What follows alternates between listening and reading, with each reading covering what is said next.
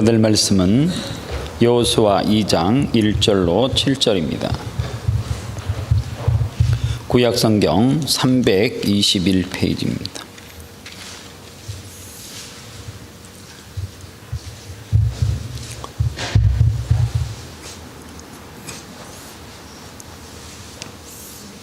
한 절씩 제가 먼저 한 절을 꼭 교독합니다. 눈의 아들 여호수아가 시딤에서 두 사람을 정탐으로 가만히 보내며 그들에게 이르되 가서 그 땅과 여리고를 엿보라. 하매 그들이 가서 라합이라 하는 기생의 집에 들어가 거기서 유숙하더니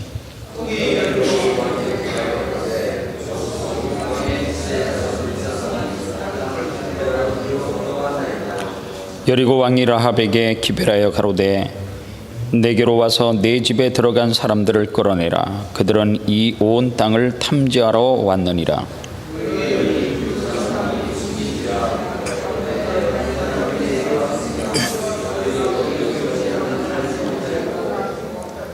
그 사람들이 어두워 성문을 닫을 때쯤 되어 나아갔으니 어디로 갔는지 알지 못하되 급히 따라가라. 그리하면 그들에게 미치리라 하였으나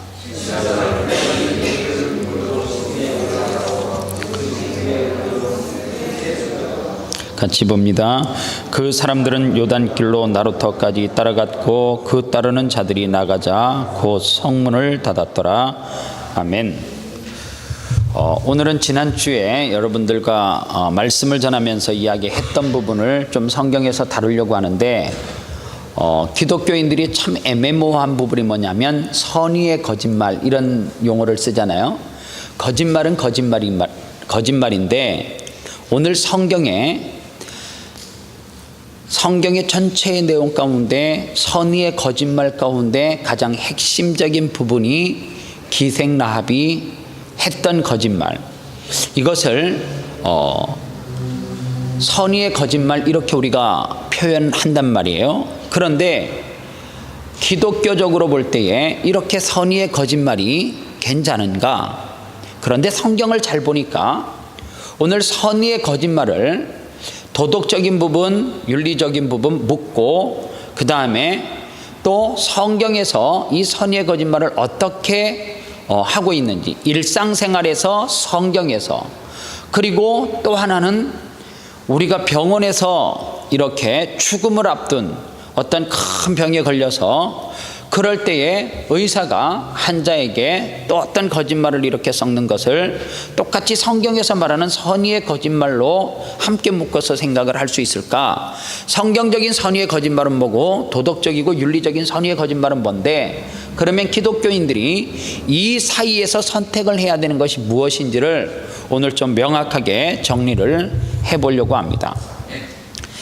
기생 라합은 성경에 보니까 정탐꾼을 숨길 정도의 뭐가 있었어요? 믿음이 있었습니다. 그래서 히브리서 성경에 보면 히브리서 11장은 믿음장이라 그렇게 이야기를 하는데, 저는 이 히브리서 11장을 뭐라고 이야기하고 싶으냐면 명예의 전당 뭐 이렇게 표현을 해보고 싶어요. 뭐 운동을 잘하는 운동선수가 야구를 잘하면 미국의 명예의 전당에 이렇게 뭐 이렇게 이름을 올리고 뭐 이렇게 한다랬는데, 아마도 신앙생활 참 믿음생활 잘하는 사람들을 묶어서 히브리서 11장에 아마도 이 믿음의 전당, 명예의 전당에다가 이름을 올렸는데, 성경에 보니까 여호수아서를 쓰고 이스라엘 백성의 리더 역할을 감당했던 여호수아는 이 명예의 전당에서 이름이 빠져 있어요. 그런데 여호수아 성경 분량 가운데 이 2장에 기록되어져 있는 이 말씀, 이 여인 라합은 히브리서 11장에 기록이 되어져 있음을 볼 수가 있습니다. 하나님께서는 윤리적인 잣대를 가지고 거짓말이나 아니냐를 평가하시는데 관심을 갖는가 갖지 않는가 오늘 라합을 통해서 정리를 할 수 있다는 거예요. 그러면 그 내용을 정리하기 앞서서 기생 라합에게는 어떻게 이렇게 큰 믿음이 그 여인에게 생겼을까? 오늘 성경을 8절로 9절 말씀을 한번 보면 두 사람이 눕기 전에 라합이 지붕에 올라가서 그들에게 이르러 말하되 여호와께서 이 땅을 너희에게 주신 줄을 내가 아노라. 우리가 너희를 심히 두려워하고 이 땅 백성이 다 너희의 앞에 간담이 녹나니. 이게 지금 누가 누구에게 하는 말이에요? 기생 라합이 두 숨어있는 정탐꾼에게 올라가서 뭐 간식을 줬던지 아니면 저녁을 줬던지 주면서 그들에게 하는 이야기가 뭐냐 하면, 그들이 눕기 전에, 잠자기 전에 라합이 뭐라고 이야기를 했냐면 그 두 정탐꾼에게 여호와께서 이 땅을 너희에게 주신 줄을 내가 아노라. 이 믿음이 어디에서 생겼는가? 성경을 좀 더 자세히 살펴보니까 10절 말씀에 이렇게 기록이 되어져 있습니다. 이는 너희를 심히 두려워하고 이 땅 주민들이 너희 앞에서 간담이 녹나니. 이는 너희가 애굽에서 나올 때에 하나님께서 너희 앞에서 홍해물을 마르게 하신 것과 너희가 요단 저쪽에 있는 아모리 사람의 두 왕 시혼과 옥에게 행한 일, 곧 그들을 전멸시킨 일을 우리가 들었음이니라. 그렇게 이야기해요. 자, 보세요. 기생 라합의 믿음이 어디에서 생겼어요? 그는 가나안에서 하나님을 모시고 살았어요? 예배했어요? 아니에요. 그럼 오늘 성경에 뭐 했다고 했어요? 끝에 보니까 그들이 애굽에서 출애굽을 하고 나와서 그리고 그 가운데 누구누구를 무찌르고 이러한 내용들을 뭐 했다는 거예요? 귀로 들었다는 거예요. 믿음은 어디에서 자란다고요? 들음에서 자란다. 기생 라합의 믿음은 어떤 믿음이에요? 듣고 믿는 믿음이에요. 그런데 여기에 포인트가 또 하나 있단 말이에요. 왜 그러면 하나님은 기생 라합의 믿음을 그렇게 훌륭하게 명예의 전당까지 입성을 시킬 정도로 그의 믿음을 크게 보셨는가? 여기에서 우리가 한 가지 생각해야 될 게 있단 말이에요. 그러면 가나안에 살고 있는 사람들은 기생 라합밖에 없었어요? 이 소식을 기생 라합만 듣고 알았어요? 그에게만 이 소식이 어떤 전달꾼을 통하여서 전달이 되어졌어요? 그렇지는 않을 거란 말이에요. 적어도 가나안에 살고 있었던 사람들은 기생 라합이 들을 정도의 예수에 대한, 이스라엘 백성들에 대한 소식, 하나님의 역사에 대해서 이야기를 들었으면, 하나님의 살아계심을 들었다라고 하면 적어도 가나안에 살고 있는 모든 사람들은 그 이야기를 들었다라고 하는 증거가 어디에 있어요? 그들은 그 소식을 듣고 난 다음에 간담이 녹았다 그랬잖아요. 그런데 중요한 게 있어요. 많은 사람들이 그 소식을 들었어요. 그런데 믿는 거는 누구만 믿었어요? 기생 라합만 믿었어요. 그런데 정탐꾼이 들어왔다라고 하는 이야기를 듣고 다른 사람은 어떻게 했어요? 왕을 비롯하여서 그들을 죽이려고 내 앞에 잡아오라 그랬단 말이에요. 그런데 그들은 무슨 생각을 했는 거예요? 하나님께서 가나안을 치실 것이라고 하는 사실도 알았어요. 왜 알았어요? 그 이야기를 듣고 그들은 간담이 녹았다는 거예요. 두려우니까 어떻게 해요? 방어하게 되어지는 거예요. 여기서 또 하나 깨닫는 게 뭐예요? 기생 라합의 믿음을 통하여서 두 정탐꾼이 무엇을 깨닫는 거예요? 가나안을 목전에 두고 그들은 어떻게 했어요? 각 지파별로 한 명씩 선택을 해가지고 정탐을 보내요. 10명은 도저히 넘을 수 없는, 마치 그들은 장구하다라고 표현을 하고 우리는 그들 앞에 서면 메뚜기라고 그렇게 표현을 하는데, 두 사람은 그들은 우리의 밥입니다. 그런데 그 이야기를 듣고 이스라엘 백성들은 10명의 정탐꾼의 이야기를 듣고 백성의 마음이 어떻게 했어요? 두렵고 떨렸다 그랬어요. 그리고 울고 통곡했다 그랬어요. 그것 때문에 이스라엘 백성들은 40년 동안 광야에서 방황하는 삶을, 시험과 연단의 삶을 살 수밖에 없었어요. 두 정탐꾼이 라합의 이야기를 듣고 느낀 것이 뭐였을 것 같아요? 그냥 우리가 들어왔으면 되는데, 그냥 믿음을 가지고 하나님께서 우리에게 붙여줬다라고 하니까 믿음만 가지고 들어왔으면 되는데, 기생 라합의 이야기를 들으니까 그들은 이미 간담이 다 녹았었고, 이야기를 듣고 이렇게 우리를 도울 자들을 하나님께서는 심어놓고 계셨는데, 누구의 믿음 없음을, 우리의 믿음 없음을 가슴을 찢지 않았겠어요? 한탄하지 않았겠냔 말이에요. 오늘 그러기 때문에 기생 라합의 믿음을 하나님께서는 여러분들이 이제 여기서 선의의 거짓말에 대한 이야기를 우리가 해야 되는데, 내용으로 보면 라합은 거짓말을 한 게 맞아요. 그런데 여러분들 관점이 중요해요.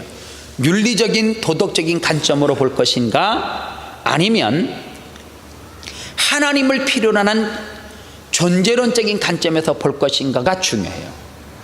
어느 관점에서 이것을 보느냐에 따라서 10계명 가운데 9계명에 걸릴 수도 있어요. 우리가 10계명은 뭐예요? 10계명 가운데 9번째 계명이 뭐예요?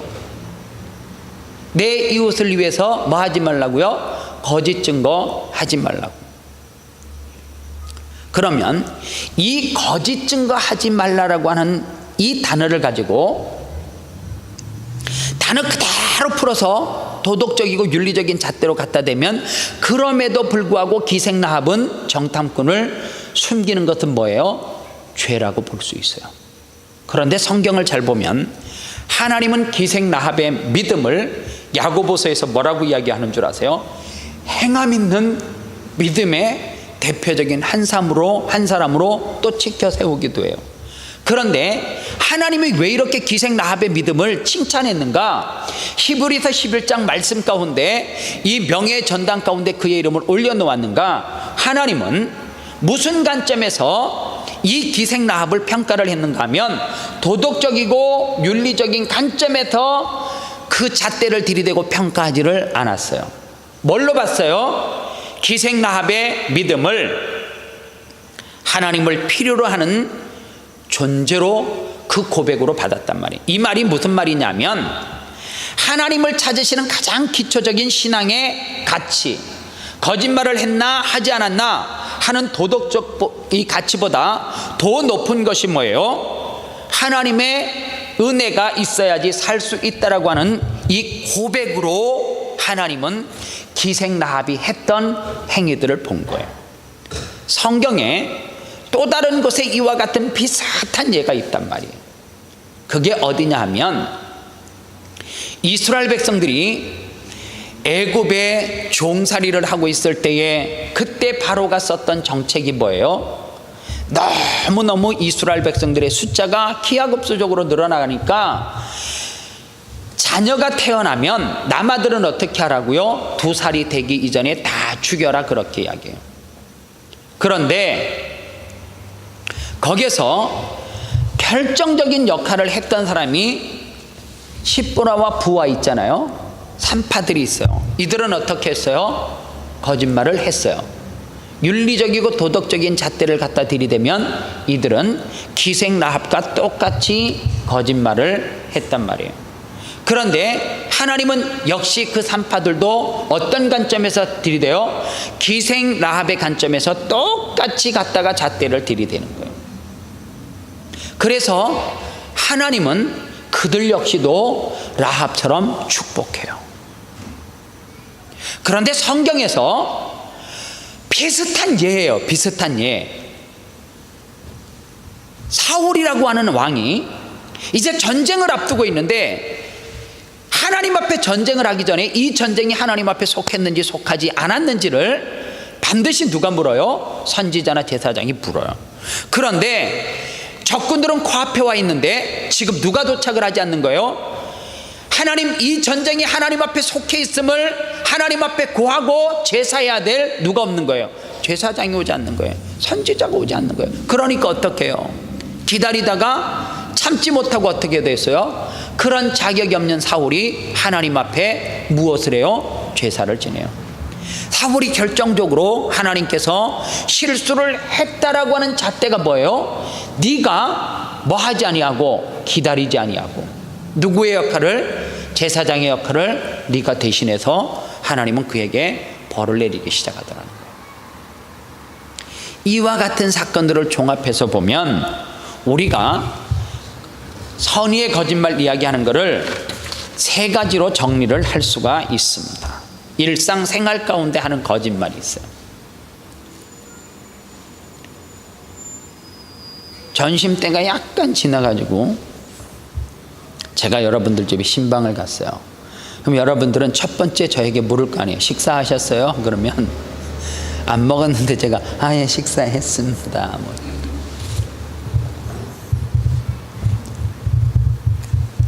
엄마들이 아이들 약을 먹일 때에 그 약은 써요. 요즘은 약을 먹이는데 옛날에는 수저에다가 가루약 해갖고 새끼손가락으로 이래 져가지고 떼면 얼마나 써요. 근데 엄마들이 뭐라 그래요? 너무 달다고, 맛있다고. 그래서 속아가지고 먹고 난 다음에 먹이려니까 어떻게 해요? 주리를 틀고 안 먹지. 왜요? 아이 마음속에는 엄마는 나에게 거짓말을 쳤어, 사기를 쳤어. 요즘은 뭐 약이 좋아가지고 뭐 달개도 나오고 과일 향도 나오고 참 좋아졌는데 옛날에 그랬잖아요. 넘어졌는데 아파요. 그런데 상황이 아파하면 좀 부끄러울 것 같아. 그래서 하나도 안 아프다라고. 이게 흔히 일상 속에서 말하는 우리가 이런 선의의 거짓말을 하고도 사실은 부끄러움과 죄책감을 느껴야 안 느껴요? 죄책감을 느껴요? 죄책감을 느끼지는 않는 것 같아요. 제 경험으로도 권사님이 식사하셨어요 이러면 정말 제가 편안하면 밥 주세요 뭐 할 수도 있겠지만 사실 그게 쉬운 게 아니잖아요. 눈치가 이 상황을 보면 밥 다 먹고 나고 설거지 다 하고 있는데 거기에다 나 배고파요 밥 이러면 곤란해지잖아요. 근데 그쪽에서도 물었을 때 어떻게 묻는 거예요? 인사치레로 물을 경우가 있다는 거죠. 그런데 내 유익을 위해서 똑같은 일상 속에서의 거짓말이지만 내 유익을 위해서 남을 속일 때는 어떻게 해요? 양심의 죄책감을 느낀다는 거예요. 가령 이런 거예요. 예를 들면 어떤 사람이 자기에게 내가 뭐 사정이 어떻게 돼갖고 뭐를 주세요 했는데 지갑은 없지만 주머니에 몇십 불의 돈이 있어요. 근데 그 사람이 나에게 큰 거를 요구하는 건 아니야. 그런데 그거를 주세요, 저에게 얼마를 좀 주시면 안 되겠냐고 그렇게 부탁을 했을 때 내게 뭐가 있음을 알고 돈이 있음을 알고도 뭐 하지 않고요, 난 없다고, 미안하다고, 지갑을 보라고, 지갑을 안 가지고 왔다고 뭐 이러면서 재수처를 하고 안 줬어요. 돌아섰는데 뭐가 느껴져요? 양심의 가책이 느껴질 때가 간혹 있다는 거예요. 남에게 해를 입힐 때도 마찬가지라는 거예요. 이거를 도덕적인 관점의 잣대로 보면 전자와 후자는 상황 자체가 틀려요. 그래서 일상 속에서의 거짓말은 내가 양심에 죄책감을 느끼느냐 느끼지 않느냐 도덕적이고 윤리적인 관점에서 보면 대충 판가름이 나요. 그러면 성경에서 이러한 선의의 거짓말을 어떻게 평가하고 있는가? 성경에서는 왜 선의의 거짓말을 9계명을 가지고 이야기를 할 수밖에 없냐면 9번째 계명이 내 이웃에 대해서 거짓 증거하지 말라는 거예요. 성경 시편 6편 5절에는 거짓말하는 자는 멸하시느니라. 에베소서 4장 25절 말씀에 보면 거짓을 버리고 각각 그 이웃에게 더불어 참된 것을 말하라. 성경은 이렇게 이야기합니다. 그러면 여기서 두 갈래로 나뉘어져요. 선의의 거짓말이라 할지라도 그것이 산파처럼 아니면 라합처럼 거짓말을 하면 안 된다. 정탐꾼이 여기에 있다라고 이야기를 해야 된다. 도덕적이고 성경을 윤리적인 잣대로 가지고 탁 무 자르듯이 자르면 그렇게 단정을 짓는 기독교인들이 의외로 많아요. 의외로 많아요. 성경 자체를 성경을 해석할 때에 도덕적이고 윤리적인 잣대로 해석을 하는 경우가 의외로 많다는 거예요. 그런데 이것을 도덕적이고 윤리적인 잣대로 아이를 숨기는 것 그리고 정탐꾼을 숨기는 것을 이 도덕적이고 윤리적인 잣대로 이야기한다면 분명히 9계명에 어긋나는데 이거는 이 9계명을 단선적으로 한 방면으로만 해석을 갖다 몰아붙이는 경향이 된다는 거예요.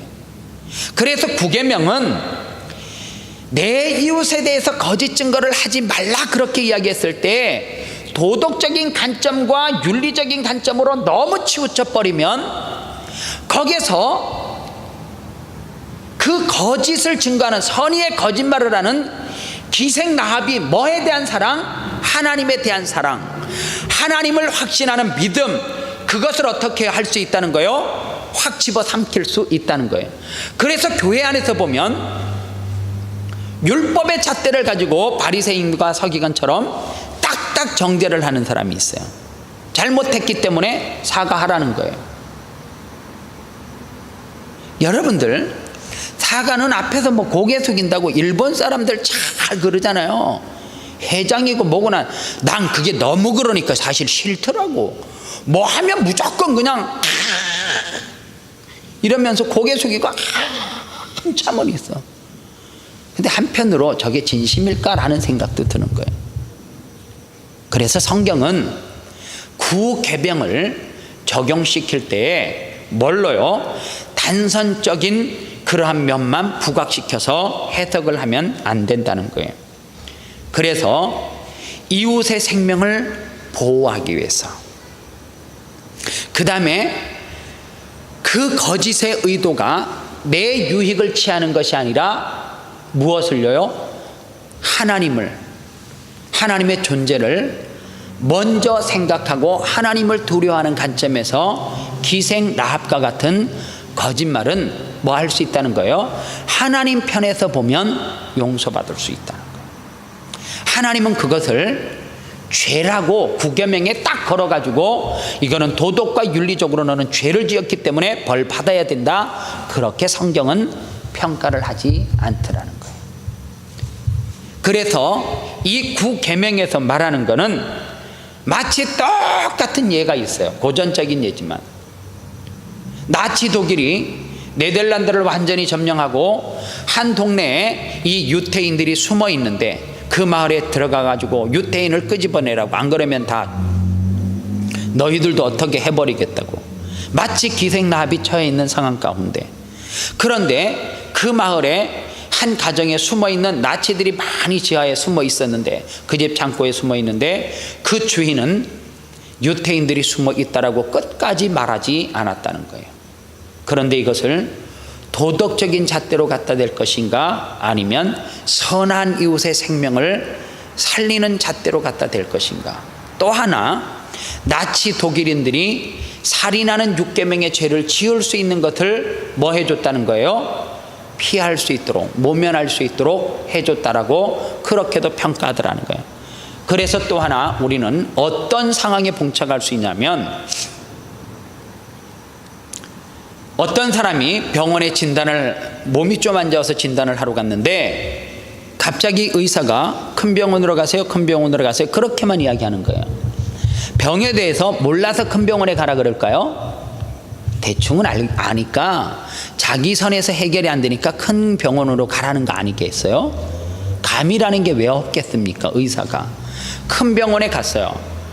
뭐 MRI를 다 찍고 검사를 하고 난 다음에 환자는 병실로 돌려보내고 누구에게 이야기를 해요? 가족에게 이야기를 해요. 환자는 무스남 말기라서 이제 정말 얼마 남지가 않았습니다. 왜 이렇게 늦게 오셨냐고. 그리고 난 다음에 환자에게 이야기를 하는 의사도 있지만 대부분 해요, 안 해요? 그 하고 안 하는 몫을 누구에게 돌리는 거예요?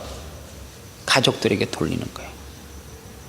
그런데 여기서 두 가지 생각을 해봐야 된다는 거예요.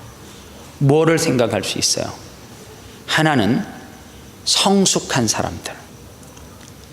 이게 참 중요한 이야기예요. 정말 인격적으로 성숙한 사람들. 얼마 전에 몇 년 됐네요. 강영우 박사 아시죠? 미국에 이 시력 장애를 가지신 분이 책도 많이 써냈는데, 그분은 돌아가시기 전에 암에 걸린 거를 의사로 통해서 직접 나에게 이야기를 해주어도 괜찮다라고. 뭐라고 이야기했냐면, 내가 마지막을 준비할 수 있는 시간을 좀 주셔야 되지 않냐고. 나도 정리할 것이 있다라고. 그리고 의사에게 느낌으로 알고 의사에게, 자기 닥터에게 가서 이야기를 한 거예요. 내 병에 대해서 정확하게 이야기를 해줘라. 얼마나 내가 더 살 수 있고 어떻게 해야 되는지. 그리고 그 의사는 그 강영호 박사에게 정확하게 이야기를 해주었어요. 그 신앙적으로 인격적으로 성숙한 이 강영호 박사는 그 남은 기간 동안 그 병을 고치려고 힘쓴 것이 아니라 마지막 이 생을 잘 정리하기 위해서 무엇을 해요? 가족들에게, 자녀들에게 불러서 얼마 남지 않는 기간 동안 자기의 삶을 다시 한번 정리를 하게끔 되어지고, 천국에 대해서도 또다시, 그리고 난 다음에 자기가 지금까지 이 땅에서 씨를 뿌리서 거둔 것 가운데 얼마는 어디에다 띄워주고, 자식에 얼마까지 보태서 어느 재단에 주고 어디에다 주고 다 정리를 하고, 죽음 직전에도 하나님 앞에 정말 영광된 얼굴로 하나님 앞에 섰대요. 이렇게 성숙된, 신앙적으로도 인격적으로도 성숙된 분이 있어요. 그래서 이런 사람들에게는 뭐가 필요해요? 마지막을 준비할 수 있는 시간이 필요한 거예요. 반대로 어떤 사람이 있냐면, 그건 가족이 잘 알잖아요.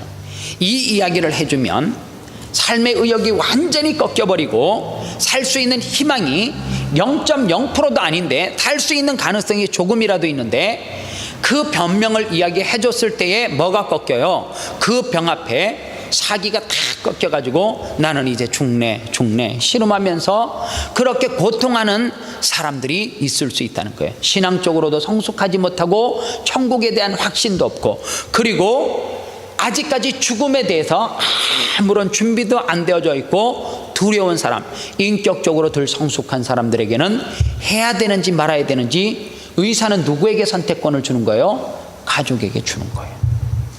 여기서 우리가 좀 더 이제 성경에 나와 있는 내용들을 정리를 할 수가 있어요.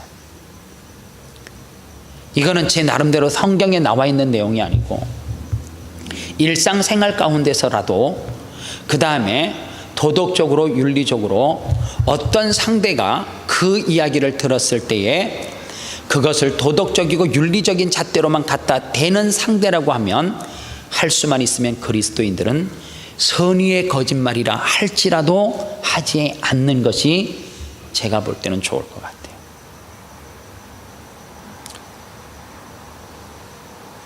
그러나 하나님 편에서 볼 때 성경 안에 기록되어져 있는 이와 같은 내용, 이웃을 내가 꼭 살려야 돼. 내가 생명을 건지는 일이야. 내가 이성적으로 생각해도 이것은 하나님이 기뻐할 일이야.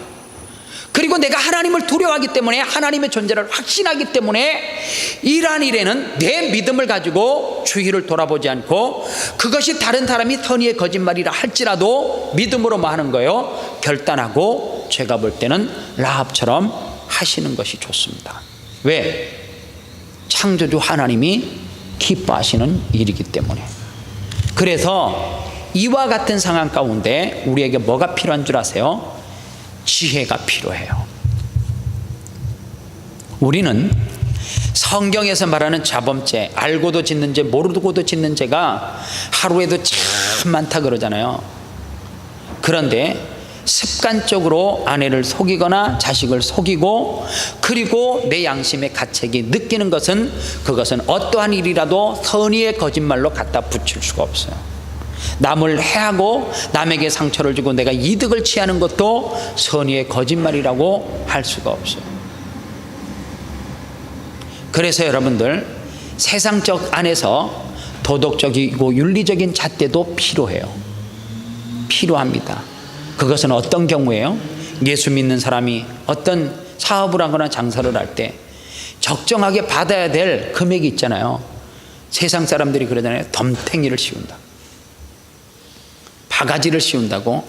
그것은 옳지 않는 행위입니다. 제가 볼 때는.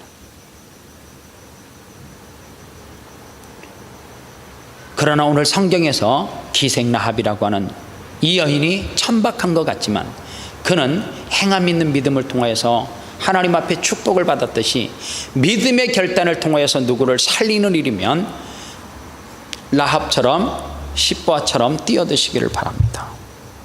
하나님이 반드시 그 일은 도우시고 하나님이 보상하시고 축복하실 거예요. 그래서 여러분들 세상 가운데서도 대속이라고 하는 죽음을 많이 이야기해요.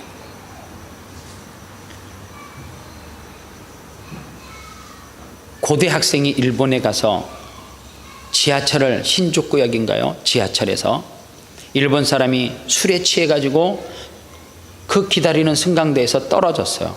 그런데 이 김수현인가 그 학생이 그 술 취한 사람을 끌어올리고 자기는 타이밍 시간이 부족해서 열차에 치여서 일본에서 죽었어요. 한일의 감정이 사실 되게 미묘하고 날카롭잖아요. 오래됐지만 그 역에 그 끝에는 그 청년이 죽은 데는 그의 동상을 만들어 놓고 지금도 추모일이 되면 많은 일본 사람이 그 죽음 앞에 고개를 숙인대요. 그게 뭔 줄 아세요? 대속이라는 거예요. 그게 대속의 죽음이에요. 대신 죽는 거, 대신 희생하는 거. 누구를 위해서요? 주를 위해서. 주를 위해서 희생할 각오가 돼 있으면 라합처럼 생명을 내어놓을 수 있는 믿음이 있으면 행하시면 돼요. 그러면 반드시 하나님이 갚으실 거예요. 그러나 중요한 거, 일상생활 가운데 상대가 상처받을 그러한 상황, 인격이면 절대로 그것이 또한 신앙의 복음 전하는 것에 올무가 될 수 있기 때문에 그 사람에게는 절대 그것이 선의의 거짓말이라도 일상생활 가운데 하지 않는 것이 좋습니다. 이 시간 같이 함께 기도하도록 하겠습니다.